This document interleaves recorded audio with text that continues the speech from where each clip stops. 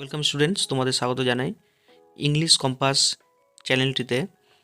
আজ আমরা পড়ব পণ্ডিত জওহরলাল নেহরু লেখা দ্য বুক অফ নেচার। তো আমরা শুরু করব। Pandit Jawaharlal Nehru was a great freedom fighter and the first prime minister of independent India.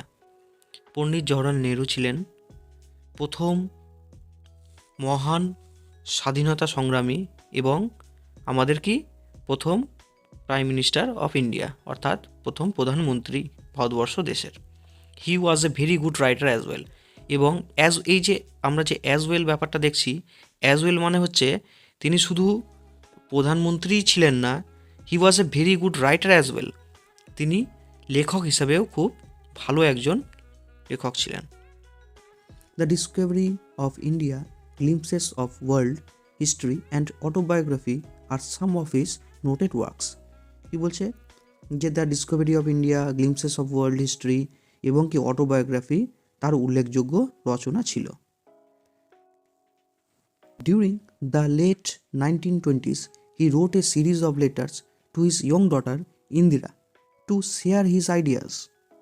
কি বলছে যে 1920 যে দশকের শেষের দিক তিনি কি করতো, তার মেয়ে ইন্দিরাকে তার ধারণাগুলি, এই যে থটস, চিন্তাভাবনা অ্যান্ড নলেজ এবং জ্ঞান ভাগ করে নেওয়ার জন্য একাধিক কী করেছিল, সিরিজ অফ লেটার্স তিনি লিখেছিলেন। This letters were later compiled into a book titled the letters from a father's to his daughter. এই চিঠিগুলো কী হয়েছিল, পরে letters from a father to his daughter নামে একটি বইয়ে সংকলিত হয়েছিল। When you and I are together, you often ask me questions about many things and I try to answer them. অর্থাৎ যখন তুমি আর আমি একসাথে ছিলাম তখন তুমি প্রায়ই বিভিন্ন জিনিস সম্পর্কে জিজ্ঞাসা করতে এবং আমি কি চেষ্টা করতাম সেগুলোর উত্তর দিতে। I try to answer them, অর্থাৎ আমি কি করতাম, চেষ্টা করতাম সেগুলোর উত্তর দিতে। Now that you are at Mussoorie and I am in Allahabad, we cannot have these talks. অর্থাৎ তুমি এখন, অর্থাৎ এখানে ইন্দিরার কথা বলছে, তুমি কি এখন মাসৌরিতে রয়েছো, and I am in Allahabad, অর্থাৎ আমি এখন এলাহাবাদে রয়েছি। সো কি হচ্ছে এখন, we can not have this Tux. So তাই কি আমরা আর সেই সমস্ত কথা বলতে পারি না। I am therefore going to write you from time to time short accounts of the story of our earth and the many countries. তো কি করছি, তাই আমি তোমাকে সময়ে সময়ে লিখতে যাচ্ছি ছোট ছোট গল্প আমাদের পৃথিবী এবং বিভিন্ন দেশের সম্পর্কে। Great and small into which it is divided, বড় এবং ছোট যাতে এটা কি বিভক্ত রয়েছে, divided. You have read a little about English history and Indian history. এখানে বোঝাতে চেয়েছে তুমি ইংরেজদের ইতিহাস এবং ভারতীয় ইতিহাস, ইন্ডিয়ান হিস্ট্রি সম্পর্কে কিছুটা পড়েছ। But England is only a little island and India দো আ বিগ কান্ট্রি। তো এখানে কি বলছে যে ইংল্যান্ড হয় শুধুমাত্র ছোট্ট একটা দ্বীপ এবং ভারত যদিও একটা বড় দেশ।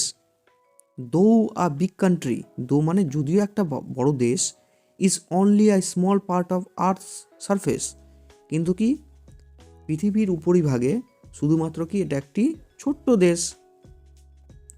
If we want to know something about the story of this world of ours, we must think of all the countries and all the people that have inhabited ইট।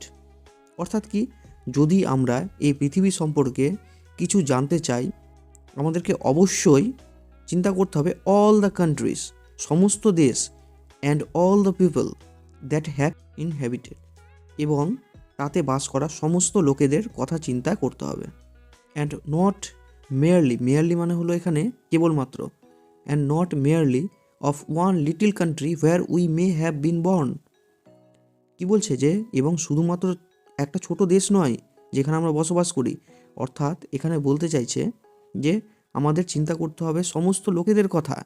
শুধু যে আমরা একটা ছোট একটা দেশে বসবাস করি সেই দেশ সম্পর্কে বা সেই দেশের যে জনগণ সম্পর্কে বা সেই দেশে থাকা লোকেদের চিন্তা ভাবনা করলে হবে না, আমাদের চিন্তা করতে হবে সমস্ত পৃথিবীবাসীদের সম্পর্কে। আই অ্যাম অ্যাফ্রেড, আমি কি করছি? অ্যাফ্রেড মানে কি? আমি ভীত। I can only tell you very little in this letters of mine, আমি কি ভীত যে আমি চিঠিগুলিতে খুব কম কিছুই বলতে পারবো।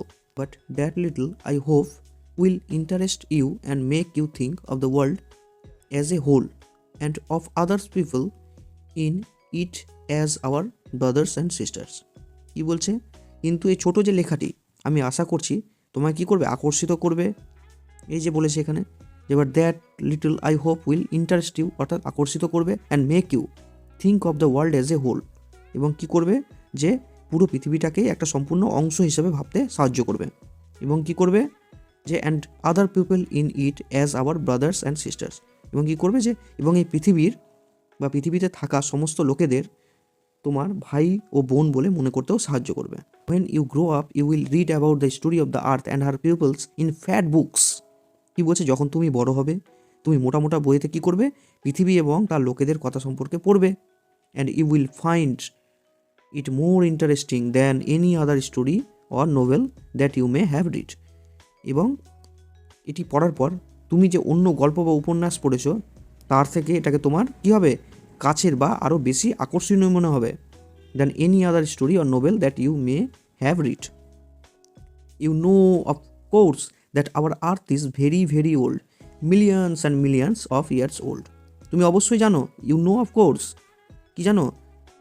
that our earth is very old, very, very old, যে আমাদের পৃথিবী কি অনেক অনেক পুরনো, millions and millions of years old, লক্ষ লক্ষর বছরের পুরনো, and for a long time there were no men or women living in it.